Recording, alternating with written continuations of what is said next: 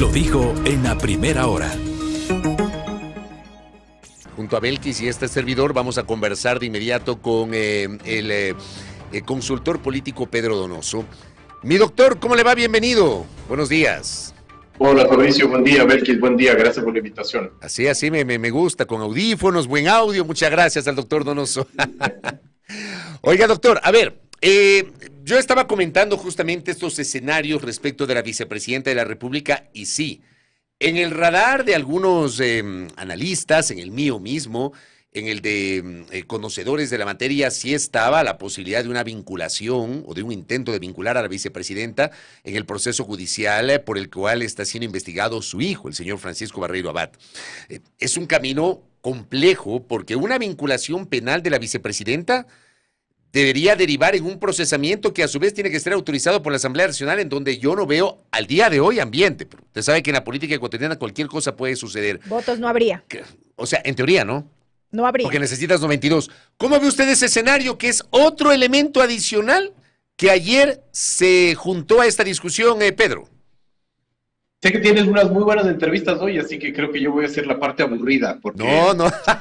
Finalmente, es que hay un tema que es supremamente importante cuando suceden estos hechos de la política, ¿no? Estos hechos nos ayudan a identificar los fenómenos. Y para nosotros los que hacemos análisis político, para los que queremos, en verdad, digamos, como construir elementos de análisis, estos hechos nos tienen que arrojar, analizar el fenómeno que está detrás. Y para mí el fenómeno más interesante de esto, más allá de la vicepresidenta, su hijo, el presidente Noboa, etcétera, es cómo finalmente el gobierno logró con una operación de relacionamiento político-institucional lograr operar, ¿no es cierto?, para tener a su favor a varias funciones del Estado. Una de las principales conclusiones de las que yo llegaba cuando Noboa llegaba finalmente a la presidencia era ¿qué va a hacer Noboa en esta guerra de interfunciones? No nos olvidemos que en ese entonces finalmente había una guerra abierta de interfunciones, era impresionante, es decir, de las 5 funciones del Estado, 5 estaban en crisis internas, ¿no es cierto? La Corte de Justicia contra el Consejo de la Judicatura, la Fiscalía en contra de la Corte de Justicia, ¿no? El Consejo de Presión Ciudadana contra otros organismos de otras funciones. Es decir, la gran incógnita era cómo Daniel Noboa, que llega huérfano finalmente de relaciones políticas, va a poder entrar en esa guerra de interfunciones, ¿no? Y finalmente lo logró, es decir, ahorita tú puedes ver que el Ejecutivo tiene, digamos, un buen relacionamiento político, ¿no es cierto?, con otras instituciones y otras funciones del Estado. Véase Procuraduría General del Estado, véase el Tribunal de Contencioso Electoral, véase la misma Fiscalía, ¿no? Es decir, es bastante interesante esto porque muchos critican a Noboa por esta acción de, entre comillas lo pongo, no sé si es o no, persecución a su vicepresidenta, pero esa persecución no puede hacerse sin la Fiscalía, digamos. Es decir, es como necesario entender cuál es la lógica y el juego, ¿no es cierto?, y esta teoría de juego, si se puede decir así, del Ejecutivo con otras funciones del Estado. ¿Por qué nos ayuda esto? Porque de aquí nosotros podemos establecer el cómo puede ser un gobierno a futuro, incluso de darse una reelección en su relacionamiento con esas otras funciones del Estado. Cómo genera política pública, cómo va a gobernar en ese sentido. Creo que eso es lo más importante de todo. Más allá finalmente de la vicepresidenta en sí mismo y, digamos, del hecho político que podamos hacer. Ahora, volviendo, digamos, al tema muy puntual, la relación ejecutivo-legislativo. No era el momento, finalmente, quizás para verte un frente con legislativo por 2 razones. Primero, porque a la larga podrías necesitar estos votos, ¿verdad?, para autorizar el enjuiciamiento penal a la vicepresidenta, o incluso no estamos viendo también la necesidad de los votos que va a tener Noboa en el último trimestre del 2024, cuando se necesiten hacer reformas tributarias para aprobar el plan del Fondo Monetario Internacional, por ejemplo, ¿no? Es decir, si bien Noboa logra construir un buen relacionamiento político e institucional con otras funciones del Estado, dinamita quizás la más importante, que es con el legislativo, en donde el idioma político es el idioma natural. En este sentido, Pedro, bienvenido nuevamente, buenos días. Volviendo al planteamiento inicial, antes de arrancar con la entrevista, ¿no habría los votos para un pronunciamiento por parte de la Asamblea que posibilite este enjuiciamiento penal? De lo que vemos, no, finalmente, ¿no? Es decir, Noboa decidió, ¿no es cierto?, dinamitar los puentes con tres fuerzas políticas, ¿no es cierto? La Revolución Ciudadana construye el Partido Social Cristiano, que son en la mayoría, finalmente, que son la mayoría de la composición.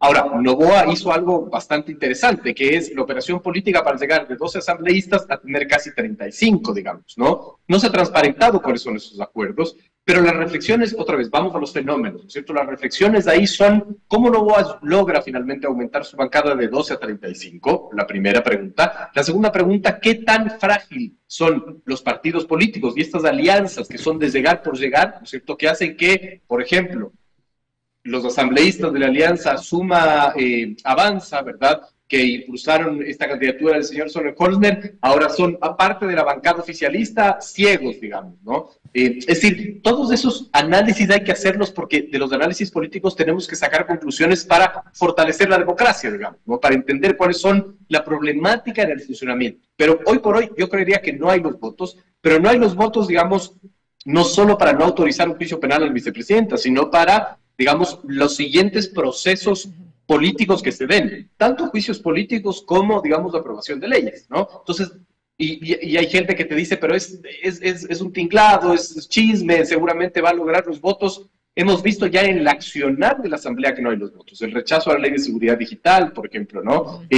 Esta protesta en contra del veto total, la aprobación de esta enmienda constitucional para aumentar finalmente los votos para más bien disminuir los votos que se requieren para rechazar el veto, etcétera, etcétera, etcétera, son ya pronunciamientos de finalmente una Asamblea que manifiesta su tensión con el Ejecutivo. Pero, por ejemplo, Pedro, si me permite, usted entonces no coincide, voy a citar a un colega, el colega Martín Pallares, publicaba en Expreso el día de hoy, y se hacía la pregunta, la pugna entre el gobierno y los socialcristianos es pura paja, así se llama el título de la nota, por si acaso, no es una patanada lo que estoy diciendo, así se llama el título de la nota.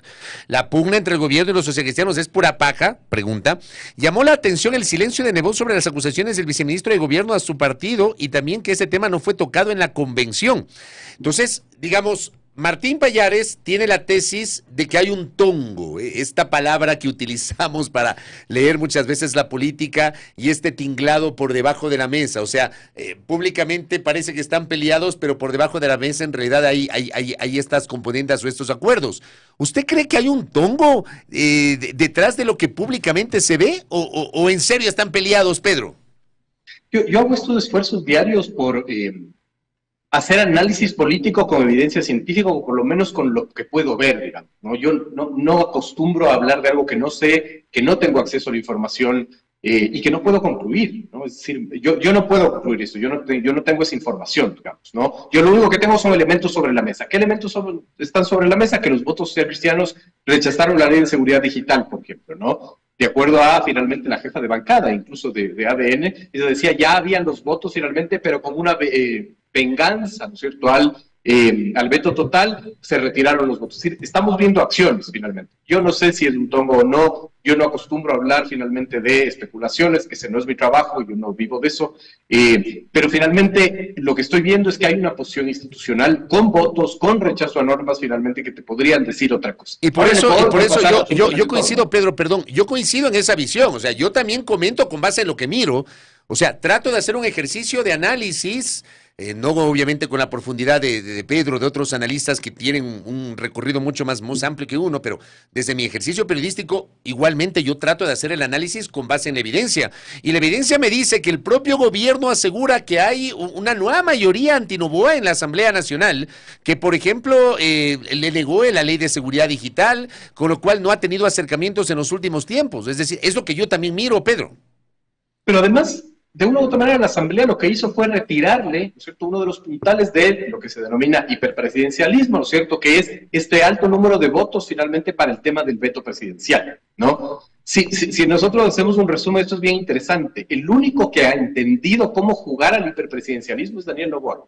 Ni Lazo ni Moreno supieron cómo jugar finalmente, a pesar de que pasaron durante décadas diciendo hay un hiperpresidencialismo en el Ecuador, no sé qué, no supieron cómo jugar finalmente ese juego. Noboa sí lo estaba haciendo, sí estaba jugándolo, ¿verdad? Y la Asamblea le da este golpe, ¿no es cierto?, como hace una enmienda constitucional, que estemos de acuerdo o en desacuerdo no importa. Yo no estoy haciendo un análisis, digamos, técnico de eso, tampoco lo puedo hacer porque no tengo los conocimientos para hacerlo, pero finalmente lo que sucede es esto, que la Asamblea, es decir, un cuerpo colegiado liderado por el Partido Social Cristiano le resta poder finalmente al Ejecutivo, ¿no es cierto?, para poder vetar normas en su totalidad y para que la Asamblea pueda comportarse frente a ese veto, ¿no es cierto? Esa es una evidencia, ¿no? Entonces yo no puedo concluir algo contrario frente a lo que estoy viendo. Si es de día, yo digo, es de día. Ahora, concuerdo finalmente que en el Ecuador, siendo de día, puede ser de noche en un minuto finalmente.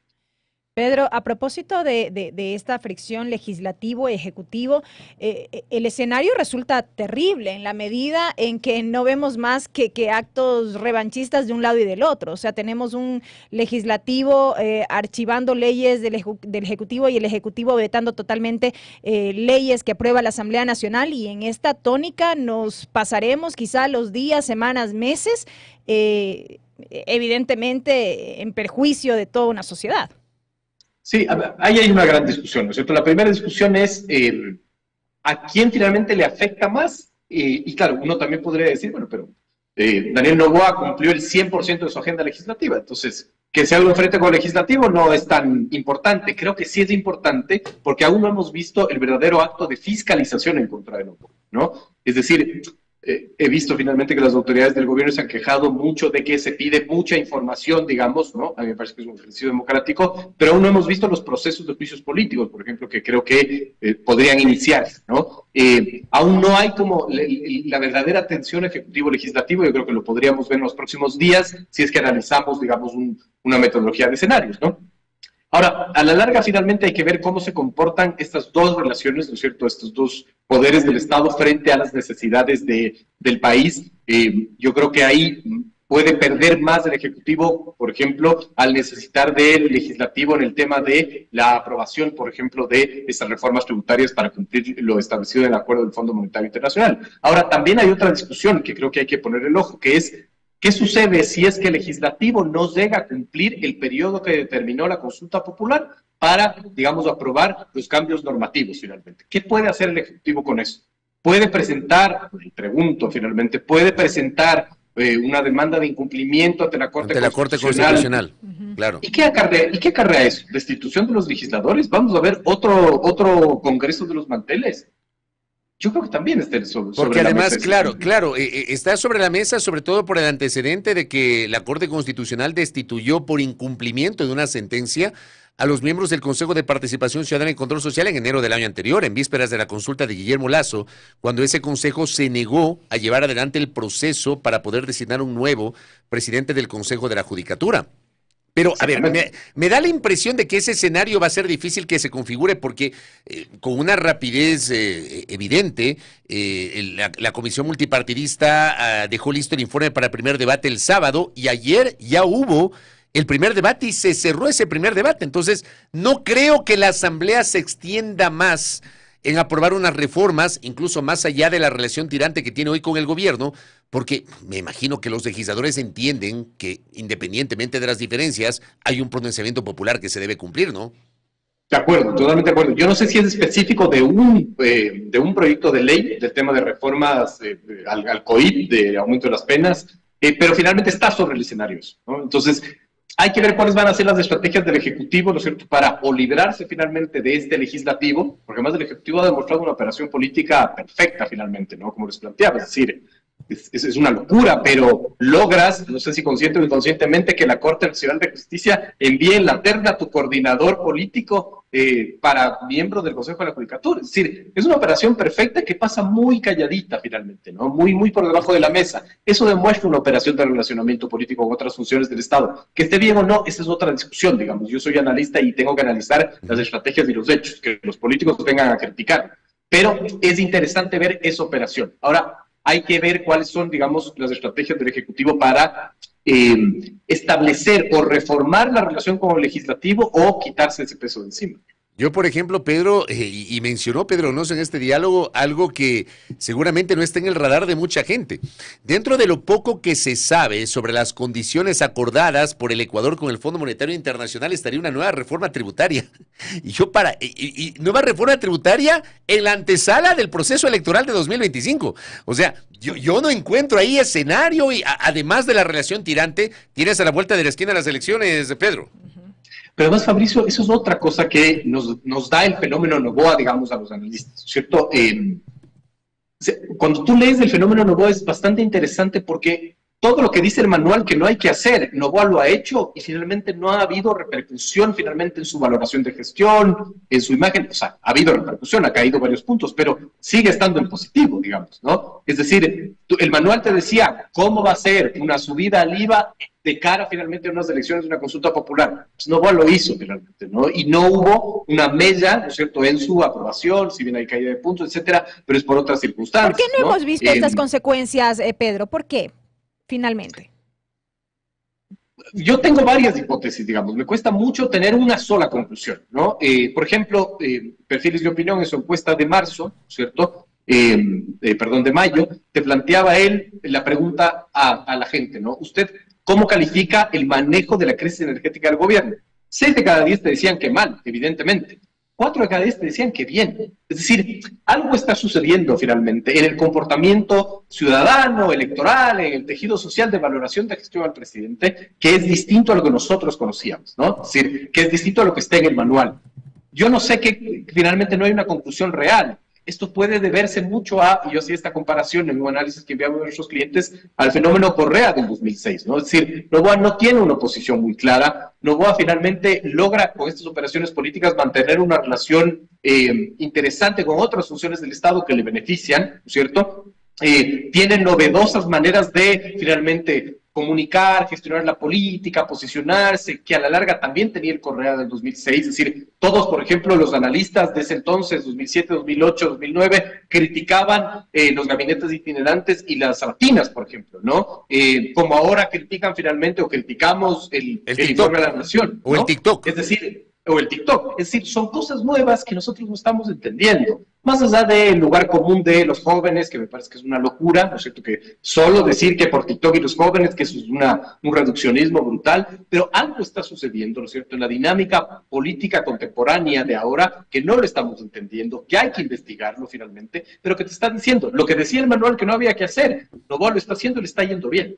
Es decir, ¿qué hubiese pasado, por ejemplo, si es que venía Lazo y te subía el IVA? Seguramente se lo arrastraba, ¿no es cierto?, hasta la plaza central. Es decir, no hay la misma valoración y el mismo escrutinio finalmente a Noboa que a otros políticos, y eso es algo digno de investigar sociológicamente. Y a eso iba. No hay una opinión concluyente que nos permita entender por qué no ocurre esto con Daniel Noboa Sin. Yo no tengo, finalmente, no tengo la capacidad finalmente de concluir, de tener, esta es la conclusión, esta es la razón, y creo que no hay una sola razón.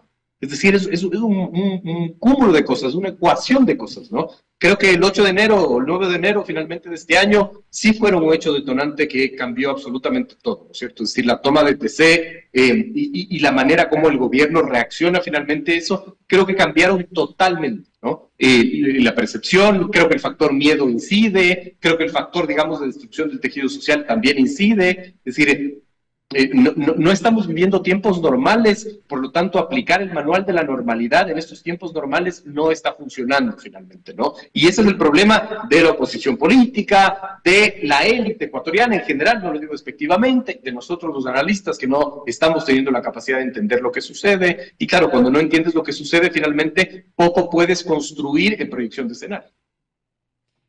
Pedro, quisiera volver rápidamente al tema de la vicepresidenta y a propósito de lo último que se ha conocido. Ella anoche en una entrevista había manifestado que no ha sido notificada formalmente de esta vinculación dentro del caso Nene, y más allá de aquello, ella insiste en que lo acontecido alrededor de este caso es un claro uso de la parte judicial para politizar, así lo ha dicho. ¿Podríamos entenderlo así? ¿Coincide usted con este criterio? A ver, hay varias cosas ahí, ¿no es cierto? La primera es, y ahí creo que la respuesta está en el concepto de criminología mediática, que es finalmente para nosotros dedicar, ¿no es cierto?, un fenómeno que ha funcionado en el Ecuador desde hace 5 o 6 años, ¿no? La criminología mediática lo que te plantea, ¿no es cierto?, son las circunstancias, y lo hemos hablado aquí, las circunstancias, ¿no es cierto?, político de información que te determinan ya, por ejemplo, la construcción del enemigo, la construcción del delincuente, ¿no es cierto?, cómo se ve, cómo hace, etcétera, etcétera, etcétera. Y claro, y finalmente esto no tiene que ver con una conducta específicamente penal, sino con otros factores que tienen más que ver con lo político, ¿no? Yo creo que hay todos los rasgos finalmente de creer que hay una persecución política, ¿no es cierto? Pero además hay el comportamiento finalmente de la Fiscalía también como filtrando información a los medios de comunicación sobre unos audios, ¿no? De ahí vemos a PC Televisión construyendo esta narrativa de que, pero además Abad no solo participó del tema construido, sino también dirigió un troll center, ¿no? Es decir, empieza como a construirse, ¿no es cierto?, el perfil criminal de la vicepresidenta, ¿no?